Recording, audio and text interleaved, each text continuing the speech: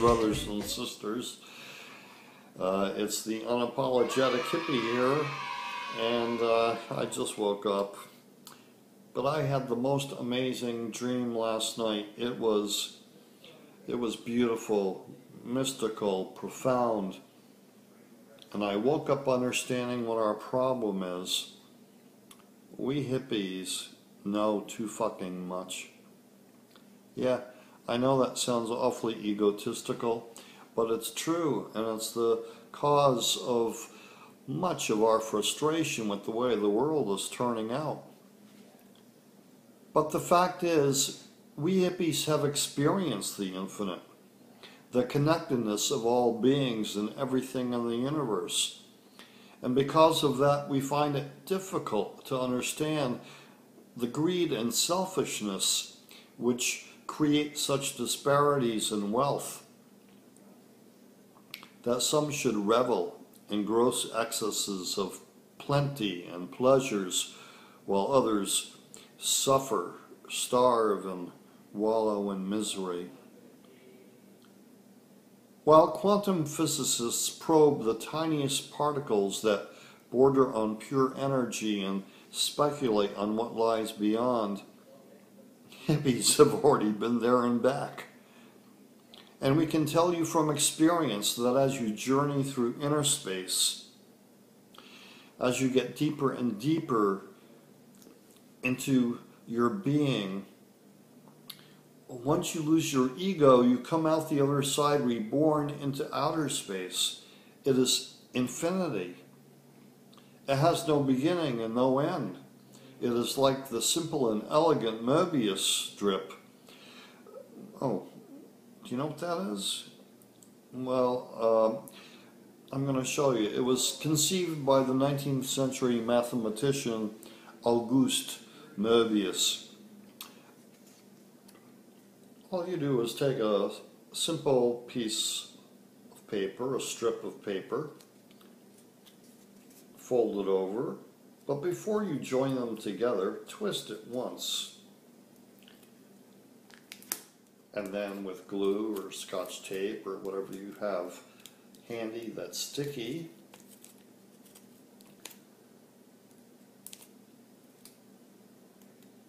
there.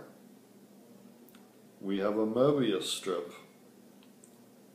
Now, if this were large enough for you to walk upon, you could walk this strip and return to your starting point having covered both sides of the strip, never knowing which side was which. It's like following the fine line between yin and yang. Now, do you know what would happen if you tried to split this strip down the middle? Do you think you'd get two of them? Well, magic. You'd get a larger Mobius strip.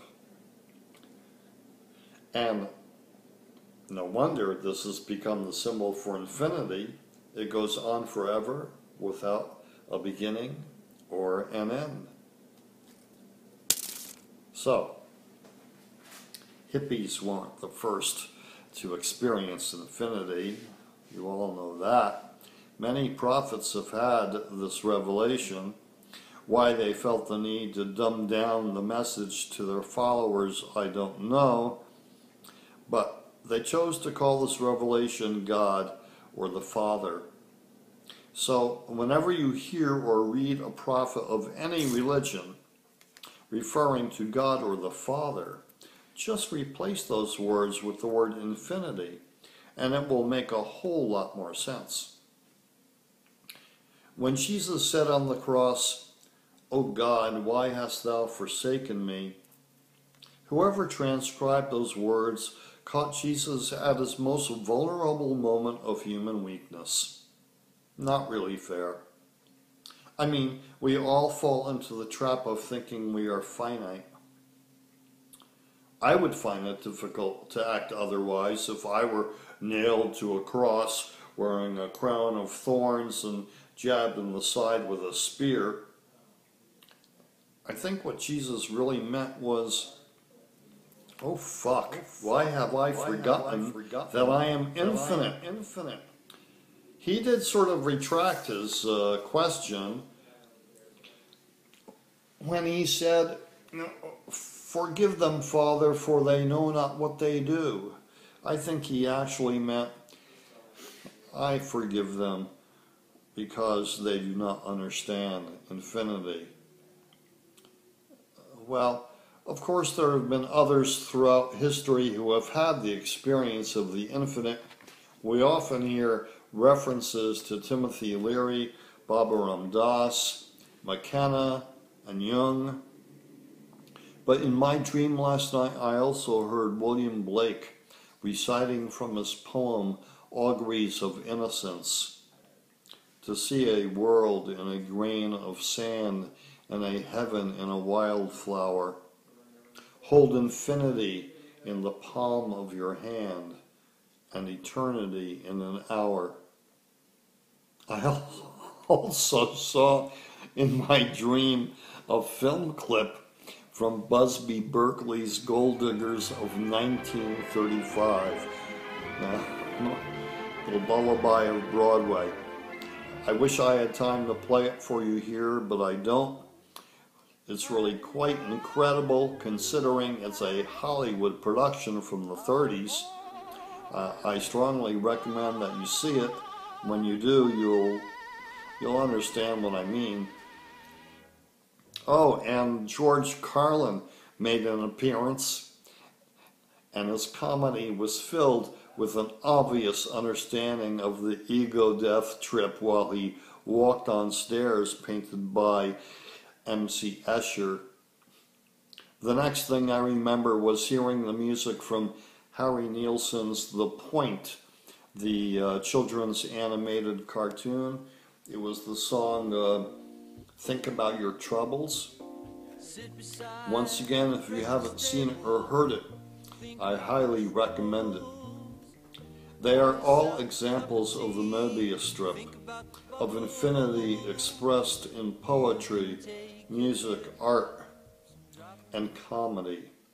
Examples of the yin and yang of it all. When I woke up, my first thought was, no wonder we are frustrated and fed up. We understand how totally unnecessary it is for any human on this planet to have to suffer. But I tell you, dear hippies, as you peacefully protest the policies of our government, our leaders and would-be leaders, the economic and social injustices all around us, the disrespect of our planet, as you fight the good fight and feel betrayed by those who have the power to make this a happier world and refuse to do so, think of the Mobius strip. In fact, I think it would be a good idea if you'd make a bracelet of the Mobius strip. Wear it around your wrist as you perform your activism as a reminder to you that you are witnessing your own infinite beings doing the protesting. And remember, the real problem with hippies is that we just know too fucking much. Peace and infinite love.